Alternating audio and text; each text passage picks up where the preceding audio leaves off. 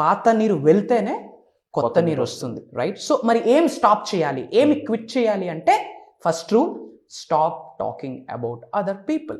Gossiping అనొచ్చు. 110% గాసిపింగే. ఈదిలో మీరు observe చేస్తే అమ్మలక్కలందరూ సాయంత్రం కూర్చుంటారు, వాడి ఇంట్లోకి ఎవరో వచ్చారే, తన ఇంట్లోకి ఎవరో, ఇలాంటి పనికిమాలిన చెత్తనే డిస్కస్ చేస్తూ ఉంటారు. ఏమైనా వస్తుందా ఆన్ రిజల్ట్? అకౌంట్లోకి ఏమైనా డబ్బులు వస్తూ ఉన్నాయా? నో. మనకి పనికి వచ్చిన దానికంటే పనికి రాని దాని గురించి ఎక్కువ మాట్లాడుతూ ఉంటాం, గాసిపింగ్. ఆ పొలిటీషియన్ వస్తే అది చేస్తారు, ఈ పొలిటీషియన్ వస్తే ఇది చేస్తారు. మన జీవితం మారాలి అంటే మనమే ఏదో ఒక స్టెప్ తీసుకోవాలి. Nobody can do nothing. So what should we do? Other people గురించి మాట్లాడడం పక్కన పెట్టి ఎఫర్మేషన్స్ చేస్తూ ఉన్నారు, విజువలైజేషన్ చేస్తూ ఉన్నారు, మనీ మెడిటేషన్ చేస్తూ ఉన్నారు, కానీ మీ ఆలోచన ఏంటి? కనిపిస్తే చాలు మూడో వ్యక్తి గురించి మాట్లాడడం స్టార్ట్ చేస్తారు. సో ఎక్కువ మాట్లాడితే రిజల్ట్ రాదు. సో ఇక్కడ మనం ఎవరి గురించి కూడా మాట్లాడకూడదు, మంచిగా కానీ చెడుగా కానీ. ఎక్కువసేపు మౌనం వాయించాలి, క్వైట్గా ఉండాలి. మరి ఏం చేయాలి? ఇమ్మీడియట్గా క్విట్ చేయాలి. మీరు అనుకున్న ఎఫర్మేషన్స్, మేనిఫెస్టేషన్స్ స్పీడప్ అవ్వాలి అంటే ఇమ్మీడియట్గా వేరే వ్యక్తుల గురించి మాట్లాడడం ఆపేయండి. Don't gossip. ఏమొస్తుంది బై రిజల్ట్ మీకు? వాళ్ళ గురించి వీళ్ళ గురించి మాట్లాడుకుంటూ, వాళ్ళ గురించి విమర్శించుకుంటూ, వీళ్ళని తక్కువ చేస్తూ మాట్లాడితే మీకు ఏమైనా వస్తుందా? నథింగ్. సో ఇమ్మీడియట్గా మీరు ఏం చేయాలా? క్విట్ చేయాలా.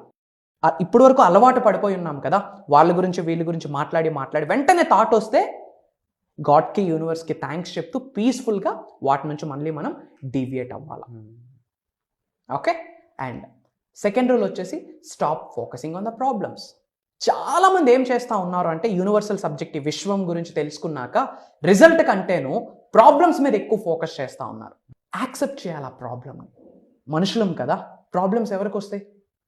మనుషులకే కదా వచ్చేది. ప్రాబ్లమ్స్ని యాక్సెప్ట్ చేయాలి. ప్రాబ్లం రాకుండా లైఫ్ని లీడ్ చేయాలి అంటే ఇంకేదైనా గ్రహం ఉందేమో వెతుక్కోవాలి మీరందరూ. మనిషి జన్మ తీసుకున్నాక కొన్ని ప్రాబ్లమ్స్ వస్తాయి. సో దాని నుండి ఎలా బయటపడాలన్నది ఆలోచించాలి. ఎక్కువ ప్రాబ్లం మీద ఫోకస్ చేసాం అనుకోండి, యూనివర్స్ ఏం చేస్తుంది? ప్రాబ్లమ్స్తో బ్లెస్ చేస్తుంది. అడుగడుగున ప్రాబ్లమే మీకు. సో ఇక్కడ మనం ఫోకస్ దేని మీద ఉండకూడదు? ప్రాబ్లమ్స్ మీద ఉండకూడదు. ఈ రోజు నుంచి మీకున్న ప్రాబ్లమ్స్ అన్ని మర్చిపోండి. అది అప్పులు కావచ్చు, ఆరోగ్య సమస్య కావచ్చు, మ్యారేజ్ ఇష్యూ కావచ్చు, ఏమున్న ప్రాబ్లమ్ని మర్చిపోండి. యూనివర్స్కి విడిచిపెట్టేయండి, యూనివర్స్ చూసుకుంటుంది.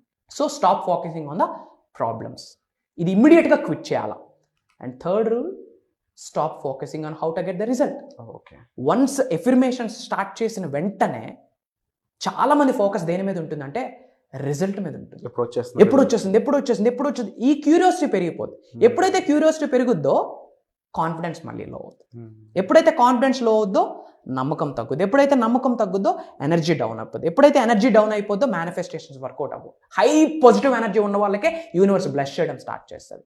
సో ఇన్స్టెడ్ ఆఫ్ రిజల్ట్ మీద ఎప్పుడు మనం ఫోకస్ చేయకూడదు. రిజల్ట్ ఎవరు ఇస్తున్నారు? మీకు జీసస్ క్రీస్ట్ ఇస్తా ఉన్నారు, మీ అల్లా ఇస్తా ఉన్నారు, మీ భగవంతుడు ఇస్తా ఉన్నారు, యూనివర్స్ ఇస్తా ఉంది, డివైన్ పవర్ ఇస్తా ఉంది. రిజల్ట్ ఎవరు ఇస్తున్నారు? డివైన్ పవర్ రిజల్ట్ ఇస్తుంది. మనం ఏం చేయాలా?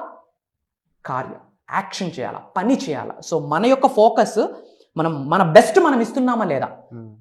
గోల్ పెట్టున్నాం, ఎఫర్మేషన్స్ చేస్తూ ఉన్నాం, విజువలైజేషన్స్ చేస్తూ ఉన్నాం, మనీ మెడిటేషన్స్ చేస్తూ ఉన్నాం, దానికి తగ్గట్టు మనం పని చేస్తున్నామా లేదా ఇంపార్టెంట్. పని చేయరు వీళ్ళు. ఇంట్లో మటమేస్తూ కూర్చొని మంత్రాలు చదువుతూ ఉంటారు. రిజల్ట్ రావాలి. యాడ్ వస్తుంది రిజల్ట్ రావాలి అంటే ఇమీడియట్గా అడుగు బయట పెట్టాలి. ఎస్.